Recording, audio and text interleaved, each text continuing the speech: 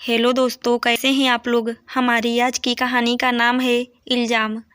मुझे ऐसा लगा कि कोई मुझे सुन रहा है। मैंने धीरे से अपने कमरे का दरवाज़ा खोला तो जिसका शक था वही हुआ। सासू माँ ही हमारे कमरे के बाहर खड़ी हम पति पत्नी की बातें सुन रही थी। दरवाज़ा हल्का सा खुला हुआ था और उनकी परछाई कमरे के अंदर आने से मैंने जैसे ही धीरे से दरवाज़ा खोला उनको खड़ा पाया। यह सासू माँ की पुरानी आदत थी।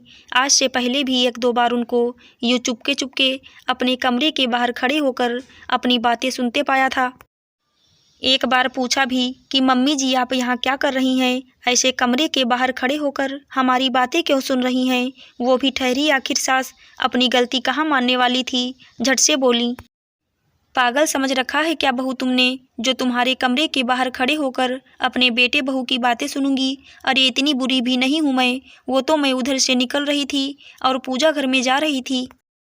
अब उसका तुम्हारे कमरे के बाहर से रास्ता है तो मैं क्या करूं। इतनी देर में तुम दरवाज़ा खोल दो तो इसमें मेरी क्या गलती है। बड़ी आई बात सुनने का इल्ज़ाम लगाने वाली हूँ। सासू माँ तो मुँह बनाकर चली गईं, पर जानती थी अच्छी तरह उनको और उनकी आदतों के बारे में। यह एक ऐसी चीज़ थी कि ना तो सहते बनता था और ना ही कहते। एक दिन मैं रसोई में थी कि तभी सासू माँ पूजा करके आईं और बोली, अरे ये क्या बहू बेसन के लड्डू बना रही हो। हाँ मम्मी जी, दीदी को ये लड्डू बहुत पसंद है ना। आपने बताया नहीं कि वो आने वाली हैं। मैंने बड़ी ही नरमी से पूछा। अरे हाँ, मैं बताना भूल गई, पर तुम्हें कैसे पता चला। अचानक सासू माँ चौंक गईं। वो मम्मी जी क्या है ना, जब मैं कल ऊपर छत पर जा रही थी तो आपकी और दीदी की फ़ोन पर बात मेरे कानों में पड़ गई। मैंने लड्डू बांधते बांधते बड़ी ही सहजता से उत्तर दिया, क्या बहू तुम अब मेरे कमरे के बाहर ताका झांकी भी करने लगी हो। अपनी सास और ननद की बातें सुनती हो। सासू माँ ने गुस्से में पूछा।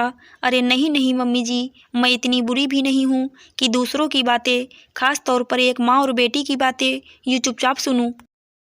मम्मी जी मैंने कुछ नहीं किया, ये गुस्ताखी तो इन कानों की है। पर अच्छा हुआ ना मम्मी जी कि थोड़ी बातें कानों में पड़ गईं, नहीं तो आप तो बताना ही भूल गई थी और फिर एंड टाइम पर इतना सारा खाना, लड्डू यह सब बनाना पड़ता। हे प्रभु, अच्छा हुआ जो मुझे समय से पता चल गया और मैंने तैयारी शुरू कर दी, है ना मम्मी जी। मैंने बड़े मज़े लेकर ये सारी बातें सासू माँ से कही। हाँ हाँ, अच्छा किया तुमने जो समय से तैयारी कर ली। सासू माँ हक्की बक्की बिना कुछ बोले चुपचाप वहाँ से खिसक ली। कहते हैं ना कि लोहे को लोहा ही काटता है, वैसे ही सासू माँ का दांव आज उन पर ही भारी पड़ गया था। इस बात को कई साल बीत गए और उस दिन का दिन है और आज का दिन सासू माँ कभी मेरे कमरे के बाहर नज़र नहीं आई।